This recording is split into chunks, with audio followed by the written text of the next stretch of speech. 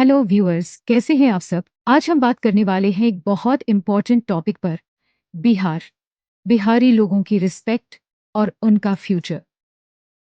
और आज हमारे साथ स्टूडियो में मौजूद हैं बिहार के एक आम इंसान, लेकिन सोच बड़े नेताओं जैसी।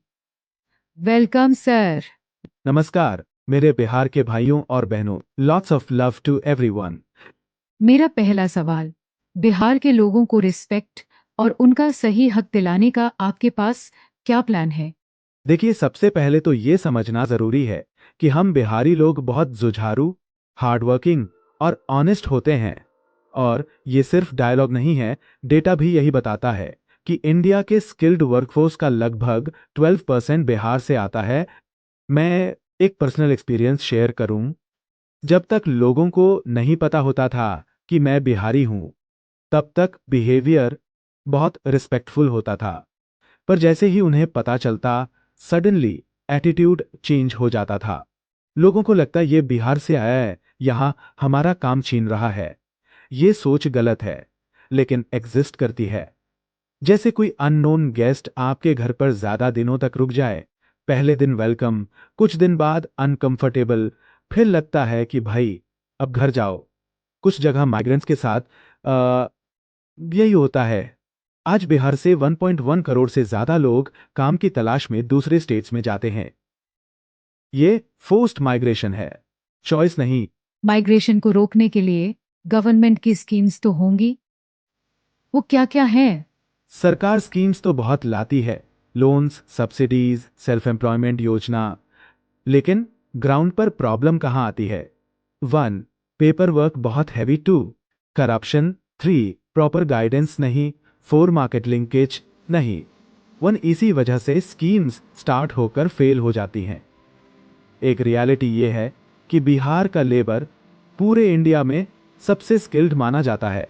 Carpentry, electrical, masonry, mechanics, metro cities के बड़े प्रोजेक्ट्स में, Delhi metro, Mumbai flyovers, Bangalore IT parks, बसरू, बहुत जगह बिहारी वर्कर्स की मेहनत लगी हुई है। गवर्नमेंट को आप क्या सजेशंस देना चाहेंगे? अगर गवर्नमेंट थोड़ी विजन दिखाए, तो बिहार आसानी से इंडिया का अगला प्रोडक्शन हब बन सकता है। गारमेंट मैन्युफैक्चरिंग इंडस्ट्री, ये अलोन अगले 5-6 साल में 25 लाख जॉब्स दे सकती है। Mechanical spare parts units, building material manufacturing, bricks, tiles, pipes, hardware fittings, electrical material switches, MCB, LED fittings, cables. Bihar की जियोग्राफिकल लोकेशन भी स्ट्रांग है। यूपी, बंगाल, झारखंड, नेपाल सब पास हैं। ट्रांसपोर्ट कॉस्ट कम, प्रॉफिट ज्यादा। इन सब प्रोडक्शन इंडस्ट्रीज को चलाने का आपके पास क्या प्लान है? सरल सा प्लान है, इन्वेस्टमेंट सरकार का, ऑपरेशंस एक्सपर्ट्स चलाएं, काम बिहारी यूथ करे, प्रॉफिट सरकार और स्टेट इकोनॉमी का। यही model China, Vietnam, Bangladesh follow करते हैं। इंडिया के बेस्ट एक्सपर्ट्स को 4-5 साल के कॉन्ट्रैक्ट पर बुलाया जाए, जो प्लान्स चलाएं और बिहार के वर्कर्स को ट्रेन करें। सिस्टम ट्रेनिंग मिले, सीधा इंडस्ट्री में जॉब मिले, बीच में कोई गैप ना हो। अगर बिहार में सिर्फ 10 बड़े क्लस्टर्स स्टार्ट हो जाएं, तो ये नंबर्स पॉसिबल हैं। जीडीपी में 20-25% increase, 30-35 lakh direct jobs, 50 lakh indirect jobs, migration 40%। काम यानी जो लोग आज दिल्ली, मुंबई, सूरत में मजदूरी कर रहे हैं, वो अपने गांव में ही सम्मान के साथ काम कर सकेंगे। जब बिहार में ही काम मिलेगा तो फैमिलीज साथ रहेंगी, स्ट्रेस कम होगा, घर की इकोनॉमी स्ट्रांग होगी, रिस्पेक्ट ऑटोमेटिकली बढ़ेगी, यूथ का कॉन्फिडेंस हाई होगा, माइग्रेशन की ट्रेजेडी ऑलमोस्ट खत्म हो जाएगी।